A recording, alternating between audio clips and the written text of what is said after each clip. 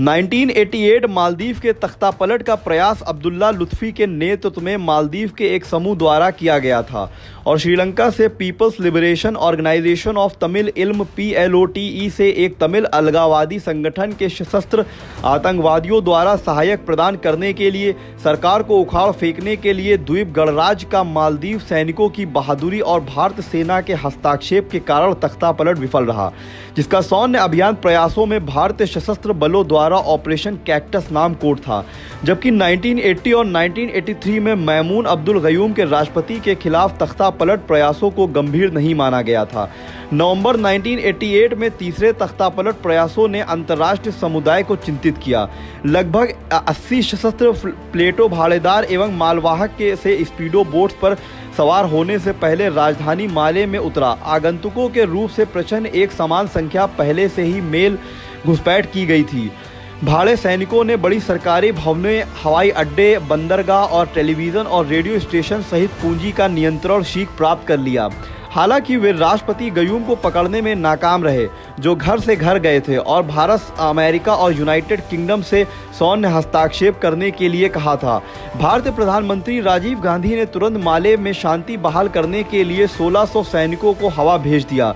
Operation 3 नवंबर 1988 की रात को शुरू हुआ, जब भारतीय वायुसेना के इल्यूजन I-76 विमान ने 50वीं स्वतंत्र पैराशूट ब्रिगेड के तत्वों को पहुंचाया, जो पैराशूट रेजिमेंट के 6वें बटालियन ब्रिगेडियर फारूक बलसेरा और 17वें आगरा वायुसेना स्टेशन से पैराशूट फील्ड रेजिमेंट और उन्हें 2000 किलोमीटर यानी 1240 मील से अधिक नॉन स्टॉप करने के लिए उन्हें माले अंतर्राष्ट्रीय हवाई अड्डे पर हुलहुले द्वीप पर उतरा। राष्ट्रपति गयूम की अपील के बाद 9 घंटे में भारतीय सेना पैराट्रूपर्स हुलहुले पहुंचे। भारतीय पैराट्रूपर ने तुरंत हवाई क्षेत्र सुरक्षित कर लिया, कमांडर की गई नौकाओं के माध्यम से नर को पार कर दिया और राष्ट्रपति गयूम को बचाया। पैराट्रूपर्स ने राजधानी गयूम की सरकार को कुछ घंटों में राजधानी का नियंत्रण बहाल किया। कुछ किराएदारों ने एक अपहृत मालवाहक विमान में श्रीलंका से भाग लिया। समय पर जहाज तक पहुंचने में असमर्थ लोगों को जल्दी से गोल किया गया और मालदीव सरकार को सौंप दिया गया। 19 लोगों का कथित रूप से लड़ने में मृत्यु हो गई। उनमें से ज्यादातर सैनिकों के सैनिक थे। मारे गए सैनिकों ने 2 बंधकों को शामिल किया। भारतीय नौसेना ने गोदावरी और बेतवा को तराशे से श्रीलंका के तट पर मालवाहक को पकड़ लिया और भाड़े के सैनिकों पर कब्जा कर लिया। सैन्य और सटीक खुफिया जानकारी द्वारा स्विफ्ट ऑपरेशन ने सफलतापूर्वक द्वीप राष्ट्र में प्रयास करने का किया। भारत को ऑपरेशन के लिए अंतर्राष्ट्रीय प्रशंसा मिली। संयुक्त राज्य के राष्ट्रपति रोनाल्ड रीगन ने भारत की कार्रवाई के लिए अपनी प्रशंसा व्यक्त की। इसे क्षेत्र स्थिरता में एक महत्वपूर्ण योगदान कहा। ब्रिटिश प्रधानमंत्री मार्गरेट थैचर ने कथित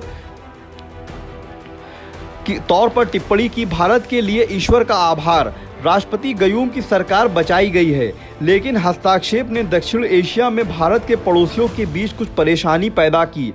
जुलाई 1989 में भारत ने मालदीव को अपहृत मालवाहक जहाज पर मालदीवों को मुकदमा चलाने के लिए तबादला कर दिया।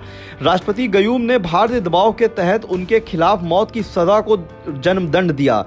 1988 के तख्ता पलट किया गया था कि एक के नेतृत्व में एक बार प्रमुख मालदीव बिजनेस पर्सन नाम अब्दुल्ला लुत्फी गया था, जो एक ऑपरेटिंग खेत पर श्रीलंका पर है। पूर्व मालदीव के राष्ट्रपति इब्राहिम नासिर आरोप लगाया गया था कि लेकिन इनके इनकार कर दिया किसी की भागीदारी में तख्ता पलट। वास्तव में जुलाई 1990 में राष्ट्रपति गयूम आधिकारिक तौर पर माफ नासिर अनुपस्थिति में मान्यता में उनकी भूमिका के लिए प्राप्त में मालदीव स्वतंत्रता है।